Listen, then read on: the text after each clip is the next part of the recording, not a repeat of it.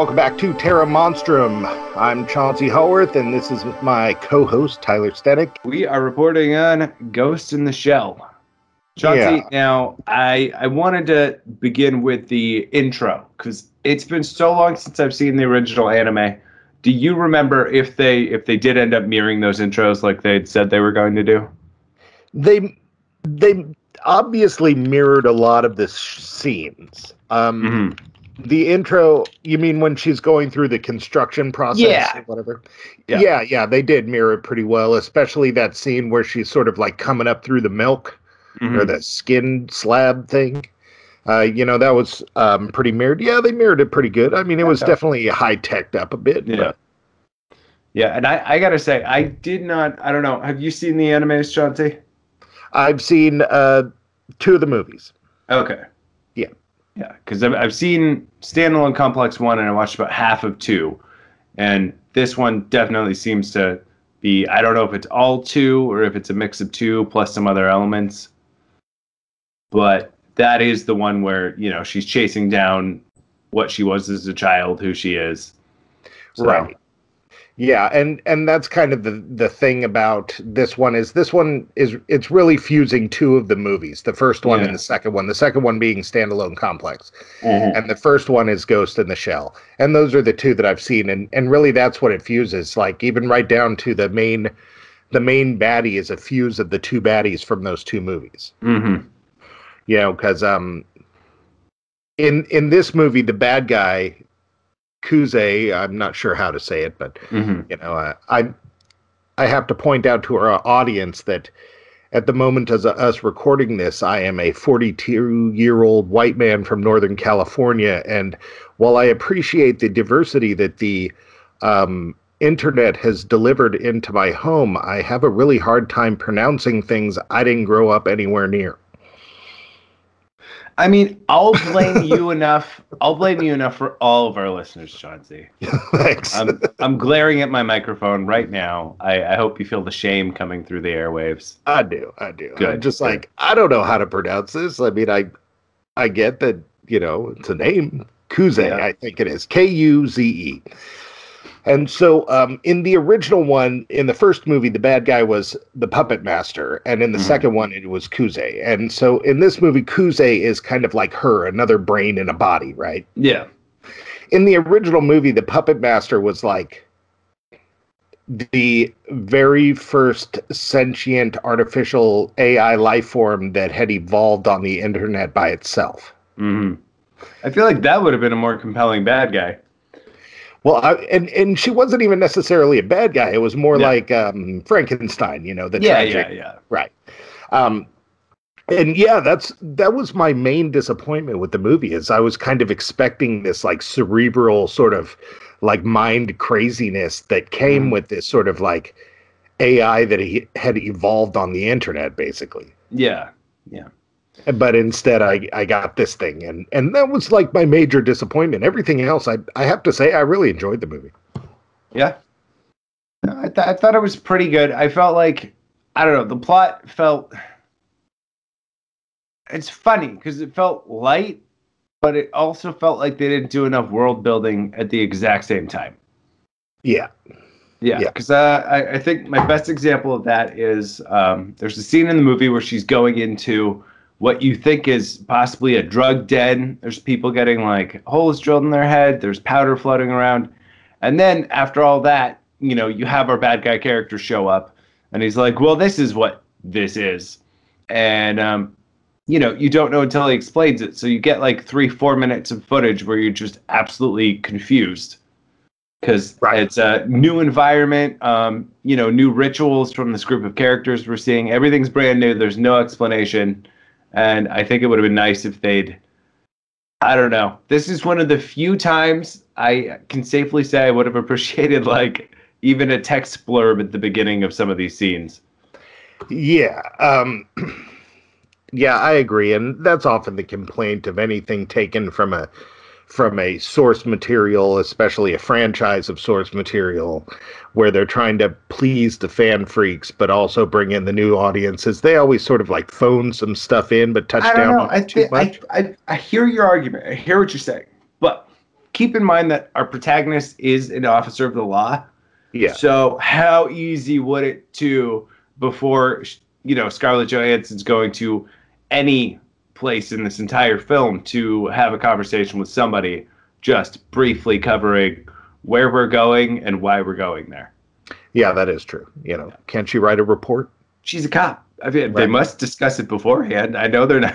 They're not. Yeah, somebody's not just coming up. A small child's running up, handing them a note, and then they go where it tells them to. I don't. Yeah. Don't feel like that's future police work. Yeah, there's a lot of bullets and dead people in this. You figure there's a fair amount of paperwork they aren't showing. Yeah, absolutely. Yeah, I agree. So, but as far as like its lighthearted level and its sort of two-dimensional level, I really sort of gave up on that right away when I realized that we were dealing with something different for one, and also the whole setting of the movie in the original was like way dystopian. It was much it was kind of like Blade Runner, only if like half the lights had gone out. Okay, because in the series, it's definitely a little more lighthearted. Like there's still natural environments around. It's more like what you would picture a future to be like, with a melding of traditional work and machine together. Right. Yeah. And the funny thing about this one is it's really hard to find any sort of discussion about it other than the whitewashing.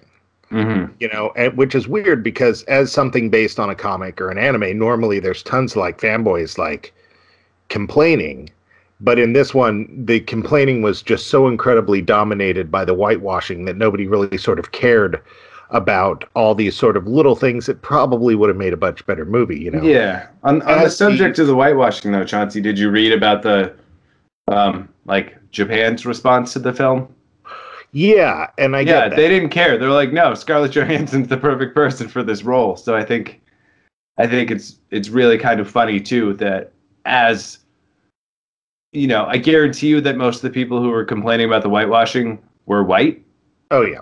Yeah. And I think stopping to ask yourself, like, does the culture that created this world, do they consider this to be a good casting choice or not? If they do, then maybe you're just viewing everyone in an anime series that comes out of Japan to be Japanese in the series, when that might not even be the case.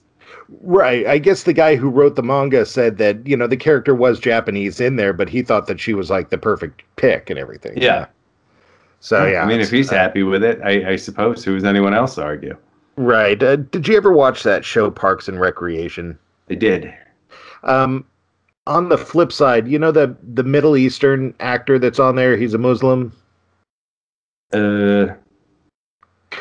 Kamaj, I don't know his name. I don't remember, but I saw an interview with him about racism. I know you don't mean Aziz Ansari, right? No. Okay. No. And it was with him about then maybe I am not Parks and Rec. It's I don't know. Kamaj something. I know the name. The guy who did The Big Sick. Yeah, movie? I think so. Yeah, okay. I think so. But he's like talking about racism in movies and talking about how there needs to be more ethnicities in movies. And like they're arguing, they put the argument to him about like, well, what about making money and stuff like this? And he's just all, it's not that hard to watch a movie with another ethnicity in it and also totally identify, because I've been doing it my whole life, is basically what he said. And I'm just all, that makes sense that, why wouldn't they pick that? But also on the flip side, I mean, I am an American. I get it. I know what happens. This ain't the first time. No, I know. But still, it's not like, there's plenty of things I like where the protagonists are not white. Yeah. And well, it's better without Atlas. I've never been like, ooh, I mean, let's be realistic, Chauncey. I don't look like anyone who's an actor because they're all real pretty people. So the race doesn't really matter. If we're talking about identifying physically with the person on screen, that's not typically going to happen for me anyway.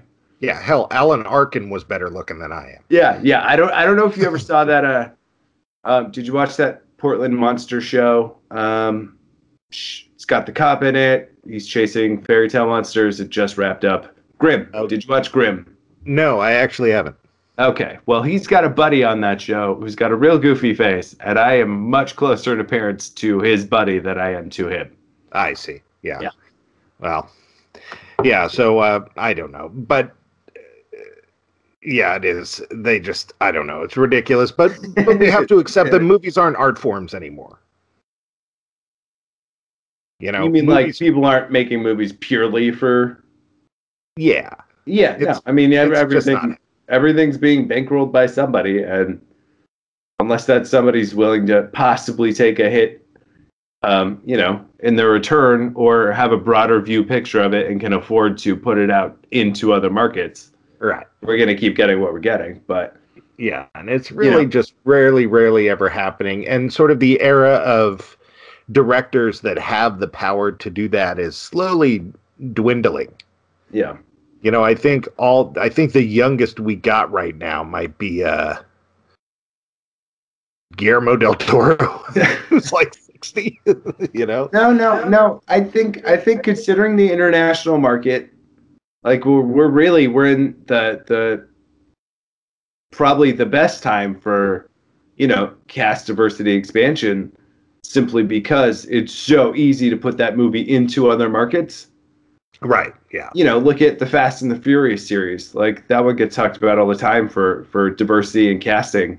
And, just how well it does in all these other territories, because they can look at the screen and go, oh, that, that person reminds me of me, that they're putting me on screen. And, they can even film extra scenes. They're even filming extra scenes now for, specifically for the Chinese market or something like that. Right, yeah. I watched, and this happens with lots of big movies. I watched The Meg, and like half of it was like filmed in like Thailand or something. Yeah.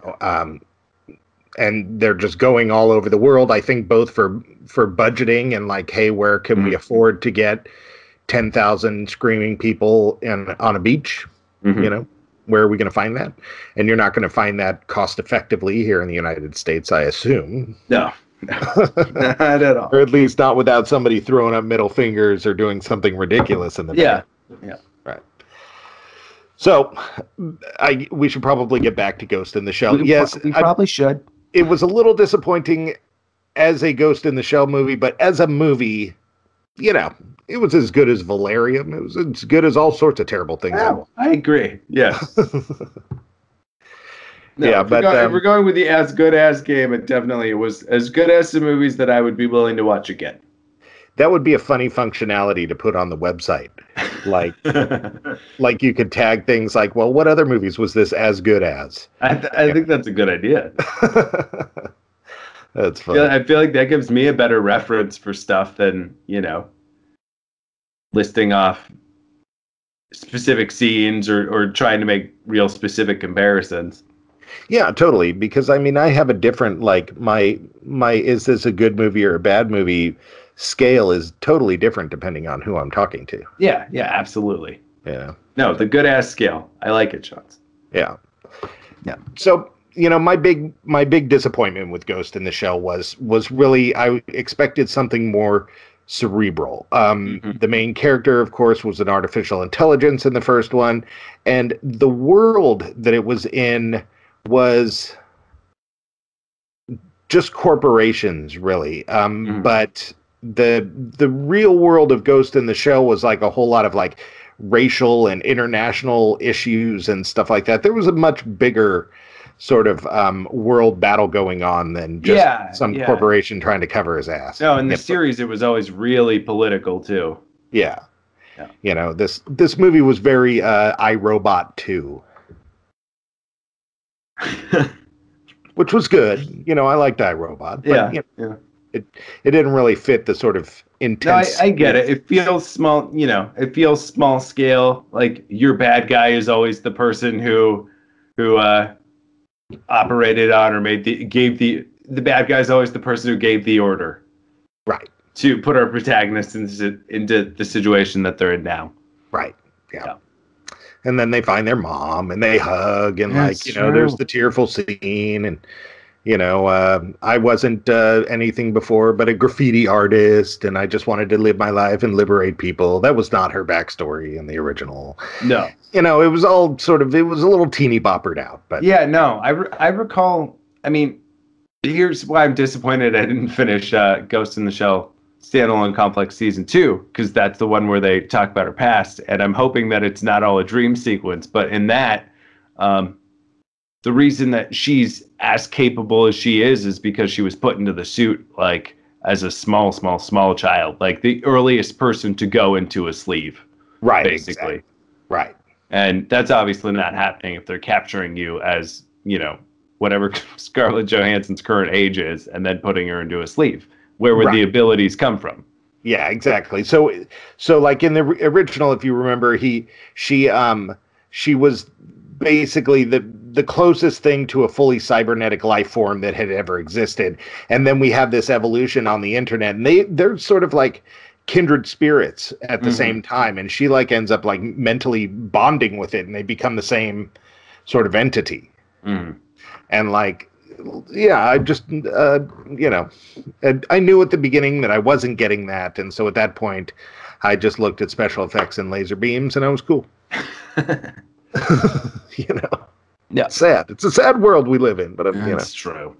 Well, at least the next one is meant to be funny. So we'll have a little more like solid ground to stand on.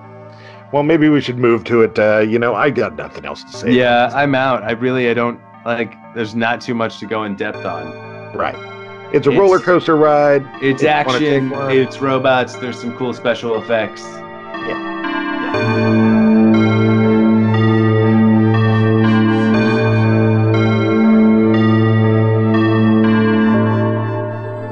All right. So next up here on Terra Monstrum, we're dealing with Sint, which is Dutch for saint.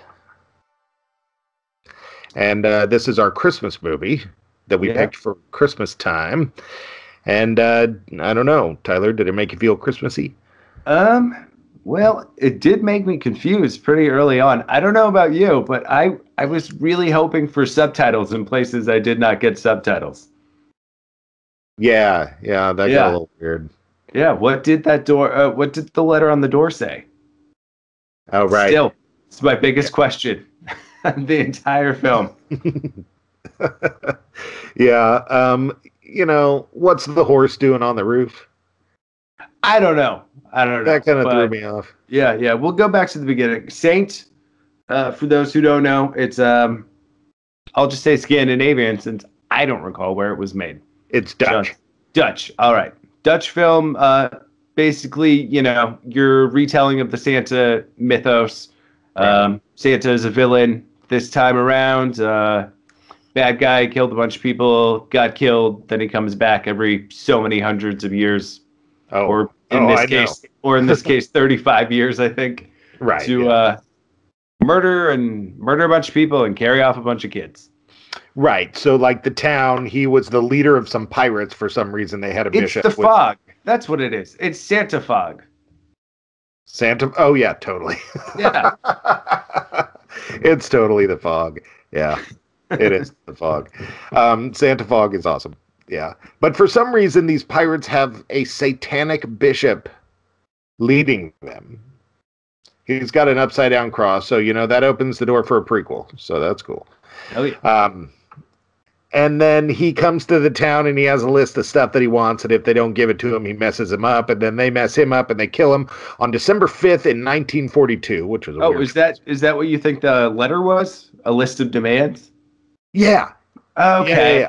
That went way over my head. I didn't have subtitles for like. Yeah, no, I think it was a like lot of the beginning demands. Yeah, like I want 4 sheeps and a bag of tomatoes or something. Okay. Yeah, that explains a lot. You're gonna have to go back through and rewatch it. Yeah, everything's clear. I'm not going to rewatch it, but that does make a lot of things clear. All right. So every December 5th, when there's a full moon, he comes and he messes people up. That's his deal. And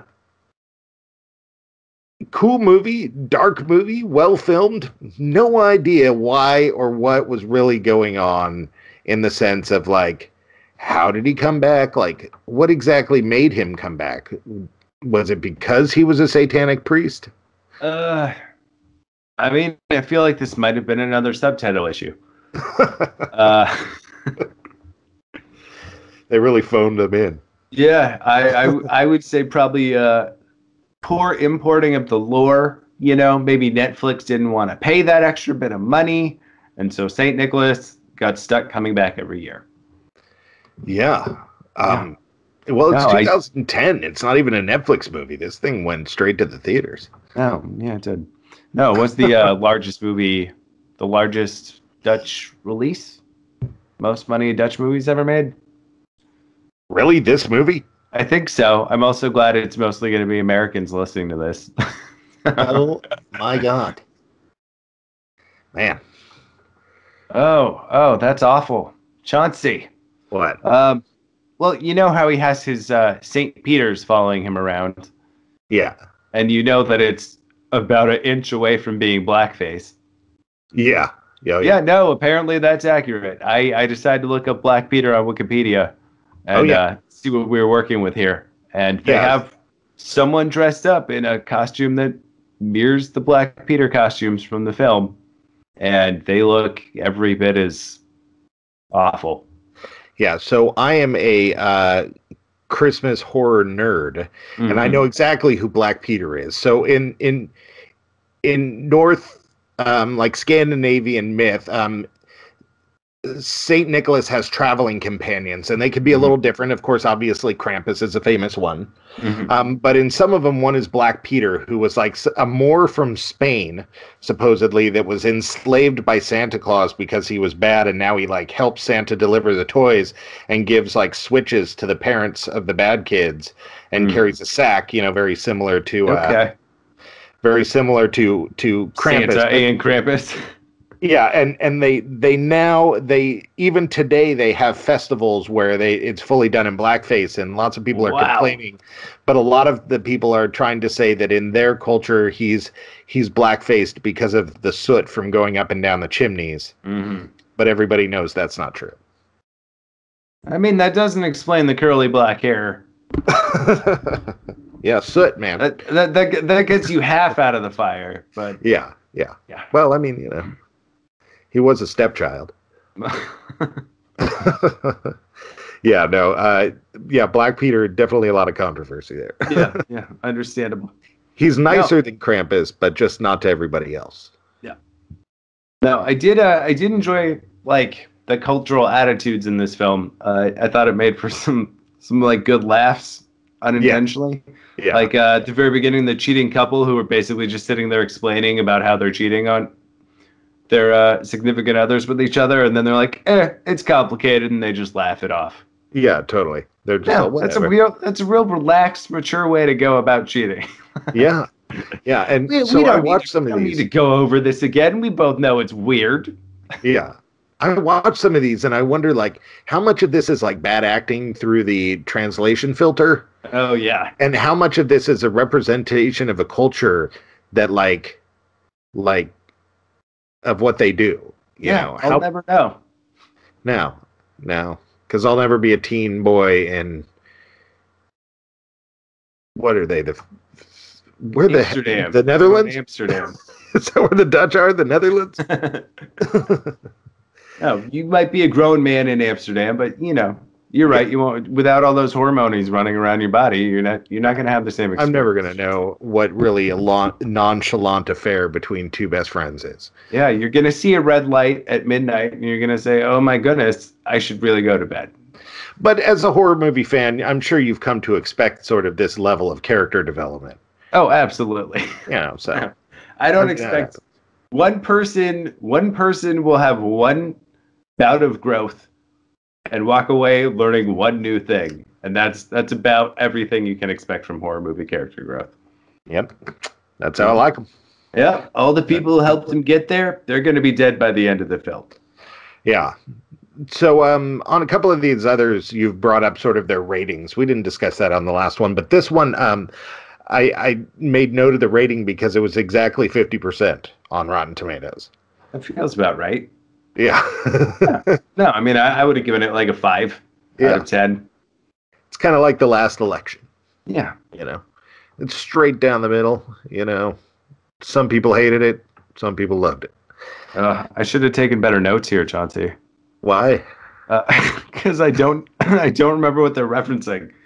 All right. I'm going to tell you 2 notes, and then you're going to help me figure out what I'm talking about. Oh, okay. All right. All right. So they blew up the boat. Oh, yeah. What about the kids on it? Right? Right. Yeah. Right? Didn't they kill all the captured kids on the boat? I don't. You might be right. I don't remember if there was some. Did you not get them off the boat, Chauncey? That's well. I mean, they solved the problem. Which one? The problem of having kids? Because I feel like that wasn't a problem. I feel like they liked having the town enjoyed having the children. Yeah, but you could make more. And the best part about kids is making them. Yeah. I feel like the disaster's not averted. If you stop Saint Nick from coming back, good. But if you kill everyone that he kidnapped that night, it kind of counteracts it. As a parent, I have to say I think I have a little more expertise on this, and yes, you can. Okay. I got 3. I mean, if I were to get rid of 1 or 2 in order to stop St. Nicholas from killing everybody, that's a win. Yeah, fair enough. Also, all right, what's the other note? I referenced Frank. Who was Frank? Was that our main character? I think so, yeah. All I put it down was Frank forgot about that tragedy fast. All it took was boobies. Oh, well, yeah. Yeah, didn't they reach a point where like everyone's okay really quickly at the end? Yeah. But I mean, that's another horror movie staple, that you get over it. You get over it in about 10 minutes. As long as there's, boobies. Yeah. I mean, be realistic. Think about your own life. That's fairly accurate. I don't know that it is. If I had a really traumatic day, I feel like, I don't know, maybe going to sleep, like calling my parents. I don't think boobies is enough to make me chuckle to myself, take the hand of whomever I'm with, and then just walk gaily down the street to go get a coffee or something after a long night. Yeah, but it'd make it better, wouldn't it? Just a little bit better. I mean, it would make the ending better of my fake movie life film. Yeah, totally. That's funny. All right, so there's a fun controversy about the movie with the poster. Did you read about this? I did not. Okay, so the poster shows demonic Sinterklaas, with his face all kind of mutilated, sitting on a horse, and he's all creepy with the moon behind him and everything. Mm-hmm. And parents were just all taking their kids to the movie going oh crap, there's an evil Santa Claus up in here. How do I explain this to the kids? Wait, where was this controversy? In movie theaters. Movie theaters where the movie was released originally? Probably, because I bet home country theaters. Very limited release here. Yeah. I don't know. It doesn't feel like anything. That's absurd to me. I keep talking. I need more. Okay, so a legal complaint was actually filed in October of 2010. This movie came out in 2010, and the argument, the director Dick Maas, Maas, not sure how to pronounce that, argued that if a parent could make their children believe in Sinterklaas existed, they could also inform their child that the man on the poster was not the real Sinterklaas. I like that. I really like that argument. We're talking about someone that doesn't exist in the first place. Right, exactly. And so he ended up winning, and they kept the posters up. That's good. But when I read that, his argument, I'm just I like this guy, man. This guy. Yeah, it's a really good argument. You can't. Yeah. I wonder if his lawyer helped him or what happened. I don't know if his lawyer even needed to help him. I feel like he just sat on that one for about 5 minutes, and then was like, totally. Wait a minute. Yeah, some friend over a glass of wine, they powered that one down. Yeah. I will watch this movie again because every Christmas I end up marathoning out all these Christmas horror films. Mm-hmm. and it ends up taking up a month of my life, which is weird to rewatch movies that I've seen tons of times, but it's part of my Christmas experience. So I will end up rewatching it. What'd you say? I said to each their own, Shanti. Right, yeah. But if you want to watch a great Scandinavian horror Christmas film, Rare Exports is way better. Okay, well, maybe I should have given that one another run then. Yeah, Rare Exports is one of the best, in my opinion. All right. We will go back to Rare Exports. Next year, we'll watch Rare Exports. Next Christmas, it's Rare Exports. And then we'll duke it out. We'll have a third episode where we talk at the end about, who won. I feel like we already know who won. Oh, I know who won. This is a spoiler a year in advance. Yeah, I know who won. We're setting ourselves up to get called out on. Yeah. But all in all, I liked it. Christmas movies, Christmas horror, the great ones are only slightly Christmassy, like the Gremlins and stuff like that, So, this ain't so bad. It's better than that one with the pro wrestler as Santa Claus. I didn't watch that one. Oh, it's terrible. Yeah, it looked pretty terrible. That's why I'm pretty sure I didn't watch it. The worst holiday film is Thanksgiving. Oof, that sounds bad. Demonic possessed turkey that basically... Okay, it's sounding better, actually. Keep going. Yeah, it's like a rubber puppet. It's really bad. Okay. Really bad, yeah. Not so bad it's good? Like it doesn't go over that line? No. Okay. But speaking of Thanksgiving, I guess they're in talks to make a movie of The Pilgrim, which is the sort of Grindhouse trailer that was made for the Grindhouse movie. No, I don't remember that trailer. Well, they've made a bunch of those movies, like Hobo with a Shotgun and stuff like that. Yeah, I know they happen. And but that was one. They actually had a couple, so depending on which version you're seeing and in which country. But I guess the Canadian release had this one that's kind of famous called The Pilgrim. I had to watch it on YouTube, and they're talking about making that into a movie. Well, are you in support of it? I'm in support of more Thanksgiving horror, seeing how I'm really limited with Thanksgiving. You only have the one film. Yeah, I'll take whatever. Any excuse that I can have to tell my family to get away from me. It's time to watch this holiday movie, and this is part of the holiday. I mean, maybe you just need to expand your definition of Thanksgiving horror, Chauncey, because really all of those family get-together movies where it's just really painful, awkward dinner conversation. I mean, those are kind of horror movies in their own right. That's true. And I mean, there's a fair amount of good Native American horror out there too that I've sort of factored in there, to be fair. But a lot of them, once again, going back to our discussion on Ghost in the Shell, are already pretty whitewashed. So I'm not sure if it's more insulting to watch them or not. So I don't know. I mean, once you celebrate Thanksgiving, you've already lost. Yeah. You've got no stable ground to walk on. So yeah, totally. It's okay from there. Just ride that landslide all the way down to your turkey dinner. Right. Yeah. Yeah, totally. So, all in all, for a holiday movie, it's aight. For a horror movie, it's aight. You put those together, and that's what you got. You got an all right. All right. I do have a favorite scene, though, Chauncey. Oh, okay. I don't know if I do, but when his horse falls through the building, I just thought it was really well done. Huh. Yeah, when Santa's horse goes collapsing through that apartment. Yeah, because of course, falls 3 stories. I don't know. Santa rides a horse. It felt like the best directing, for a frenetic action sequence of the film. Yeah. And I got to cover for my joke. One of Santa's traveling companions is in some of the myths, he does ride a white horse, and that white horse has a name and a little bit of its own backstory, which is weird. But yeah, it was definitely one of the more expensive shots in the movie. Yeah. Yeah, I don't know. It was my favorite shot for shot. How do you think they did it? You think that was a real horse? I hope not. I don't know.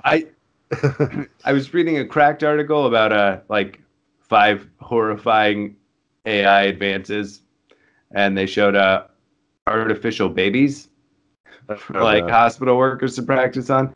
If we can make those things look as real as they do, I'm sure they can do a horse. Yeah, but I mean, you got to realize this is another country. It might be like Fast and the Furious, where they have like 12 of the same car so they can wreck it in the stunts. So they have 12 of the same horse so they can wreck it in the stunts? Yeah, well, I mean, they had to drop it through the roof. You're not reusing that one. That's true. Other countries, they don't feel about animals the same way that we do. No, I don't disagree, and it could have been a real horse. I mean, Monty Python fired that cow out of the catapult, right?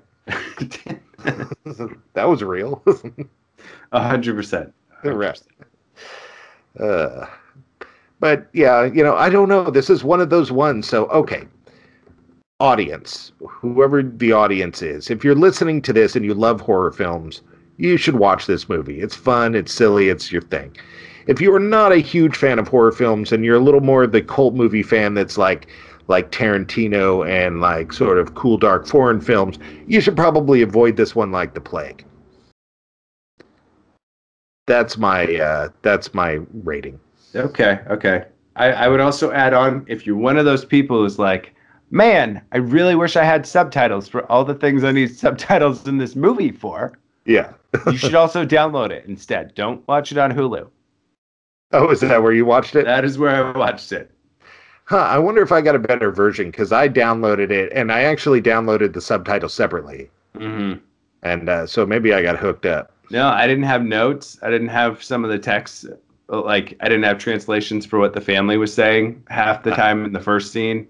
I didn't have what the Santas were saying on TV. I didn't have any of the stuff in town. So basically, if you're going to watch this one, steal it off the internet instead of watching it on steal Hulu. it off the internet, because Hulu's doing you dirty, and you don't need that this holiday season.